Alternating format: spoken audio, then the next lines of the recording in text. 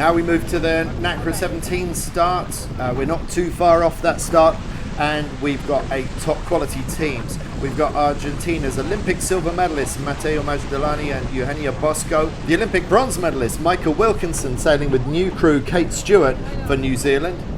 Team Mourniac and Aloïse Retornaz from France. Emil Järudd and Hanna Jonsson from Sweden, winners of the Princess Sophia Trophy earlier this year. Willemijn, Offerman and Scipio Houtman from the Netherlands, European champions. Sinem, Kurtbay and Alican Kaynar from Turkey, both Olympic representatives. Akseli, Keskinen and Katariina Roihu from Finland, top 15 in the world. And Laura Farese and Matthäus from Austria, the under-23 world champions. So plenty of quality in this fleet and plenty of ways of approaching the start line, as we've seen with the 49er and the FX. But what I'm a little bit confused about is this boat here. It's the Turkish boat, and they are coming in. Are they late for the start? This all looks a bit unorthodox, to say the least. There is the Turkish boat with its Jenica, and now it's starting to become a little bit more apparent what they are doing. It looks like the Turkish team are looking to steal a march on the rest of the fleet if they get their timing right. This could be incredible. 4, 3, 2, 1.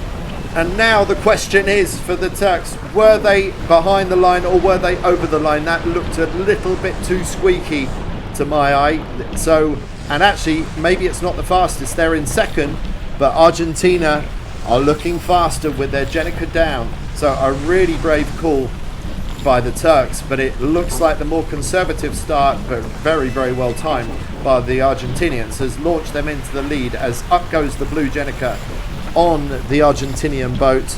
But they've still to get foiling, so here's an opportunity for Turkey to maybe get over the top of the Argentinians. But hang on, what's happening here? So Turkey is dropping the kite. Either they've got a problem with the equipment, but more likely the way they're turning away from that, it looks like they were indeed too early on that start. So that looks like the Turks taking themselves out of the race, and that's unfortunate for them, but it was a brave call that didn't quite work.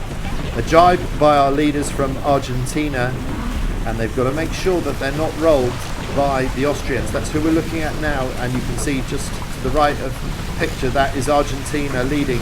So Austria looking to charge over the top of the Argentinians, take their air and see if they can overtake Argentina. And then on the far side you can see the Dutch team also doing pretty well, and further back of the French not doing so great in this race right now. The Argentinians just managing to stretch away a little bit from Austria, sailing a slightly lower line, sailing same speed but a little bit deeper, and we're on board with Argentina now. And with the sort of the fisheye lens, it looks like Austria is possibly ahead of Argentina, but I don't think that's the reality. It's just a distortion of the lens. Very smooth jibe by Argentina there, but it looks like they might be off the foils, so maybe a little bit less wind, but not long to go now until they go round through the leeward gate. Which one will they decide to go round? Looks like they're going for the left hand side, which is slightly further distance, but probably doesn't really matter at the speed that the Nacras are travelling.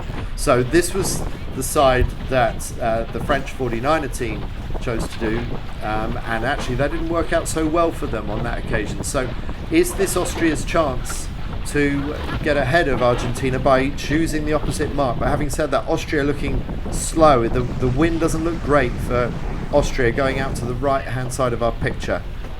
Just coming around now, pretty much together. It's Sweden on the inside, New Zealand on the outside. So two high performing teams there. Will they be able to reel in Argentina, who have got a pretty healthy lead, probably 5 or 6 boat lengths on the left hand side of the race course? And when you look on the far side, okay, it was a slow exit for Austria, but it does look like there's a band of breeze further out on the right hand side. So we'll see which side pays. Austria still not looking particularly fast. Finland just behind them on the far side, but this is low riding. This is marginal H1, just getting one hull in the air. This is the Austrians. They're not exactly firing along either. So the breeze has really dropped out. That was Farese and Zockling we were looking at there. And the Argentinians just managing to get that windward hull lifted from time to time. Eugenia, Bosco lying down low and forwards in the boat, trying to keep those bows in and trying to reduce the wetted surface area of these hulls. So these boats capable of fully foiling around the racetrack, as we know, but that's not the conditions that they've got right now. Going into the tack for Argentina. Bosco stepping up to the new side, hooking onto her trapeze, and then trapezing off the front beam.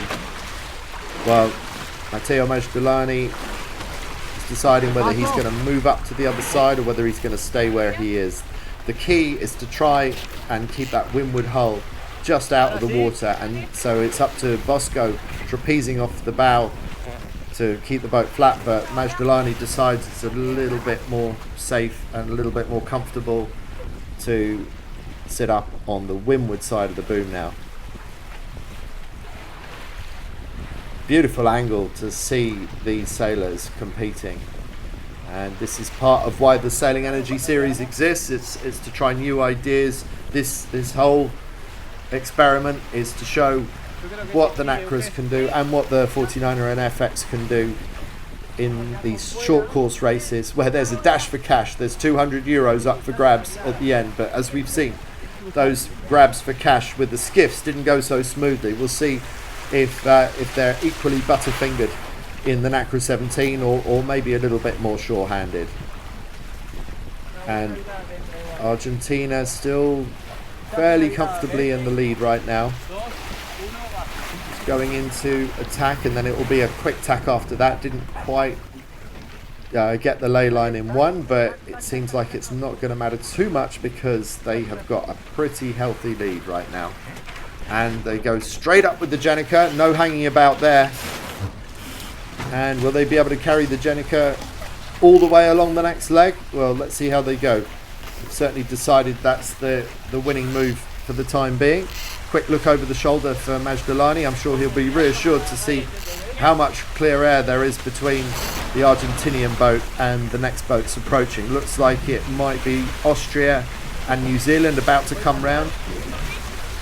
And, well, they've got so much time on their hands. The Argentinians can afford to get the Jenica down and set themselves up for grabbing this cash. Will they successfully grab the cash first time around? Doesn't always happen.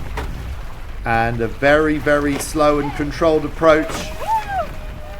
Slow is fast and fast is smooth, or something like that. I can't remember how the saying goes, but it doesn't matter because congratulations to Argentina, and they get the €200.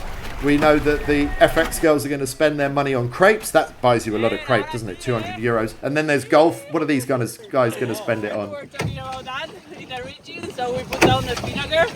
And we say, okay, let's do it slowly, that we have time. And then when you're there, it's like, I cannot fail. No, really good, really fun. Reaching start was new.